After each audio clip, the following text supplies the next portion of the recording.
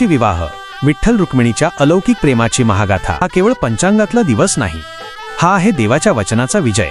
ही आहे विठ्ठल रुक्मिणीच्या अखंड अमर प्रेमाची गाथा, जी आज तुळशी विवाह म्हणून संपूर्ण विश्वात साजरी होते। विठ्ठल म्हणजे साक्षात सृष्टीचा पालक श्री विष्णू, आणि जी भक्तीची पराकाष्ठा करणारी सतीवृंदा होती, तिनेच आपल्या पवित्र तपस्येच्या बळावर पुढच्या जन्मी रुक्मिणी देवी म्हणून अवतार घेतला। तुळशीचे महत्त्व म्हणजेच रुक्मिणी हीच आहे आपली पूजनीय तुळस, भक्तीचा सर्वोच्च बिंदू, पावित्र्याचा जिवंत स्रोत। श्री विष्णूंनी वृंदाला दिलेले ते शाश्वत वचन, माझे प्रेम तुझ्यासाठी कधीही कमी होणार नाही, मी तुझ्याशी विवाह करेन। आणि तेच वचन पूर्ण करण्यासाठी आपल्या भक्तासाठी आज हा मंगलमय तुळशी विवाह संपन्न होतो।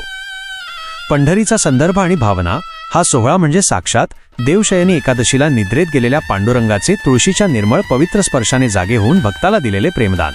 तुळशीच्या साक्षीने विठ्ठल पुन्हा एकदा आपल्या रुक्मिणीला वरणे। विवाह म्हणजे केवळ लग्न नाही, हा आहे ईश्वराच्या वचनाचा उद्घोष, सच्च्या भक्तीचा परमोच्च शिखर, प्रेमाचा शाश्वत क्षण।